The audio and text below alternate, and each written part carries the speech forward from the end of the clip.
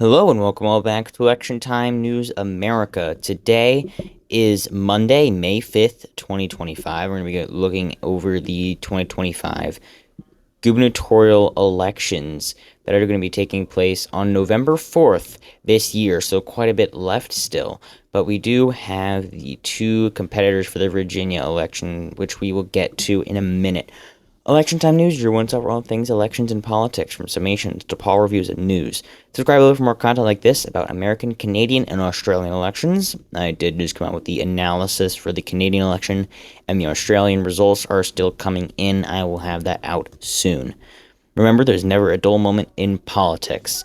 Now getting into the video, we have the two elections this cycle of Virginia and New Jersey. Virginia went red in 2021. Glenn Youngkin won that race. He is term limited, though, at one term, as the Virginia state constitution says that you cannot serve any consecutive terms as governor, but he could run again in 2029. I can count 2029 if he does so, please. And in New Jersey, well, a little bit more typical, term limit of two terms, I think, just flat 2 terms, doesn't matter of consecutiveness, and Phil Murphy is term limited there. So first elected in 2017. So if we look back at these elections, Youngkin won by just under 2%, and Murphy won by 3.2. But if we go back to 2017, you can see that Murphy won by 14 in 2017. So that in and of itself is already a large shift from that's a 11-point shift to the right from the elections in 2017, and Youngkin by 11. So both of them actually equally by 10.9, which is really interesting. But if you then go to, that's not what I said to do. If you then go to because this was by 8.9 and by 14.1, but previously to that, in 2013, Chris Christie won in a landslide, 22.1% of the vote, and McAuliffe won 2.5% by 2.5% there. And then Northam went out and won an election, and then McAuliffe ran for re-election for the non-consecutive second term and lost to Youngkin in 2021. So then we also have Chris Murphy, 3.2%. So there is no the primaries for the New Jersey election have not happened yet. They will take place on June 10th, which is just over a month away, but we do not have much yet to go there. But there obviously has been some movement in the state of New Jersey on the federal level, especially. Not to mention, of course, the 11-point shift to the right from 2017 to 2021, which is quite a bit of says quite a bit about the political climate as a whole compared to the winner of the presidency, as it would have been a strong blue year after Donald Trump won in 2016 in 2017, and it would be a strong red year after Joe Biden won in 2021. But here's another thing. Virginia moved 4.3% to the right from 2020 to 2024, compared to 10 points to the right for New Jersey from 2020 to 2024. So that was from when Joe Biden made his relatively strong win to when Trump made his relatively strong win. So as a whole, moving 10 points to the right, that would be more than enough to flip this if it continued to move in that direction.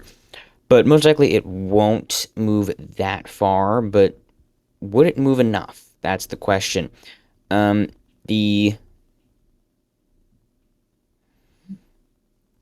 no large, well-known names that are going to be the running to be the Democratic candidate for governor in the state of New Jersey.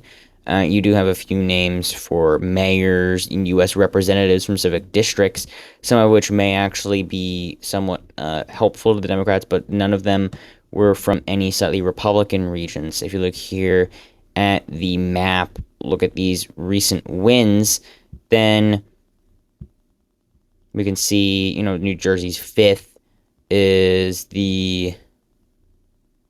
this district, right? We're on Earth. There we go. This northern district, and then you have the 11th district, which is the one that is centered right around here. So both of these. Now, as far as the vote for Kamala Harris goes, this is where most of it was lost. This is where most of it was lost, as you can see right here in the New Jersey's ninth by only won by 5 points after won by 11.4 in 2022, which was, of course, a red wave year. Well, not a true red wave year, but it was a strong Republican year as New Jersey's 7th did flip. So you could see that in the state as a whole as well, but it did also include a redrawing of the maps that were slightly more favorable to Republicans in that area. So that may have helped, but again, you can see here that there's a lot of movement here in New Jersey's 9th, as well as here 11.3 from, actually that's upward a little bit, but there's probably going to be northern regions up here. If you look at the presidential level in the state of New Jersey, which didn't want to for some reason, and then you zoom in a little bit, you can see flip Passaic County, flipped Morris County, Bergen down to 3. You look at these numbers for Joe Biden, 16.5 for Bergen County, Passaic 16.6, Morris, Biden flipped it to the Democratic column, 4.3%. Trump won it by 4.5. Biden actually flipped it for like the first time, and then went back over. But you're seeing these huge drops in numbers. 21.5 for Middlesex in 2016, 8 in 2024, 22.1. So, there's a lot of loss right there. So in theory, those two districts could help secure the election, even if they just end up winning, just because that would basically completely take out all the competitiveness from it. It is still a relatively strong Democratic base state. The PVI of the state is, where on earth was it? It was literally right here. There we go. The PVI is D+6. So if the Democrats literally do not have any gain in the popular vote, they have an even popular vote between the two states, which wouldn't make much sense, obviously. But in that hypothetical situation, if they did, then they would win New Jersey by 6 and Virginia by 3. Now, of course, that wouldn't be possible because if Democrats won both of them, they'd have to win the popular vote. But anyway, so they have all three predictors that are listed here. The Cook Political Report. This is Inside Elections. Okay, and the Sabado Crystal Ball all have it lean D. Now, as of right now, unless there's a very strong Republican opposition or there's a very poor choice of Democratic nominees, I honestly will go with this at this point. You do have the representatives here that may end up basically just securing the election in and of themselves. Cory Booker has declined to run, though he is going to run for re-election for the Senate, which is to be expected there. He is also likely to win in that as of right now, but again, that's even longer away. And then we move over to Virginia. So this was a somewhat surprise win in Virginia in 2021. Nobody really saw Youngkin winning. He didn't win by all that much either. Only by, that is, again, 1.9%. So that was, let me see.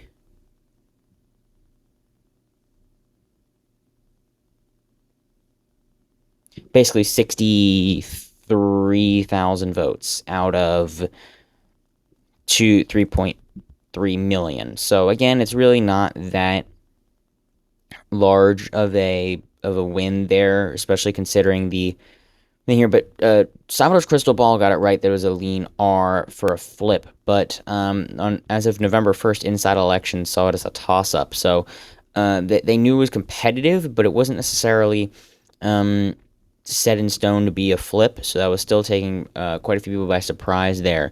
But now it's going to be difficult to defend, as you have the former U.S. Representative Abigail Spanberger. So this is going to be a strong show out here. U.S.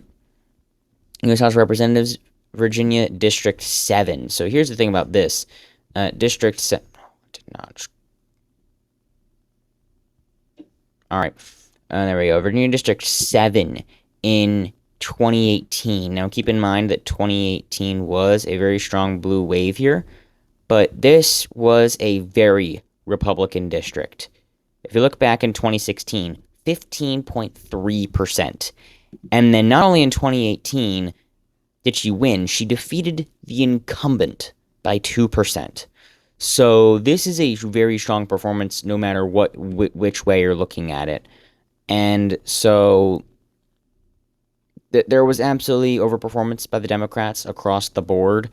In the 2nd district, that was another incumbent deseated 23 points, which is actually even more impressive, up to 2.2. But this was a very Republican district. If you look at the page right here, it was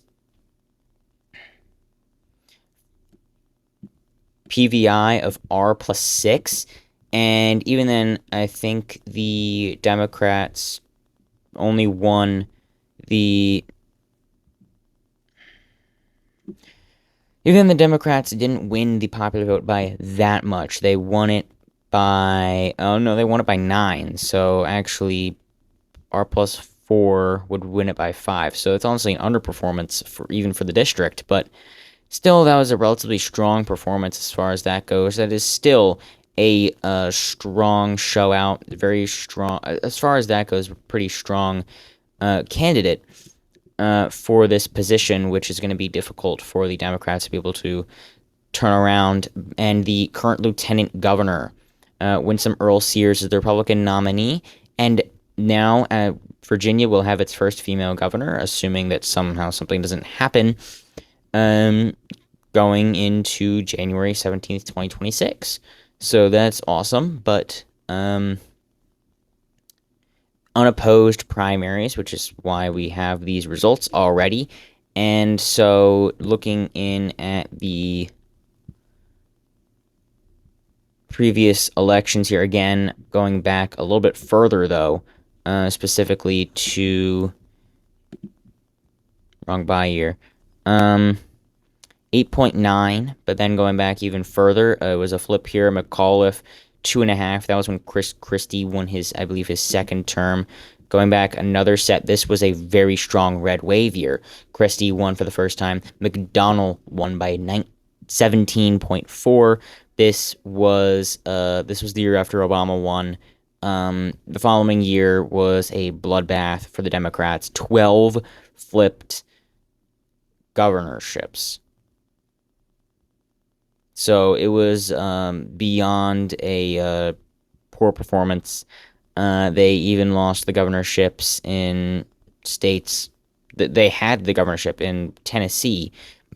They had it in Oklahoma. They lost it in New Mexico. So a lot of very strong showouts that they did end up losing. California, they flipped it because that was after Schwarzenegger was out. So it was basically safe, unless your name was Arnold Schwarzenegger, then you could pull off a win there.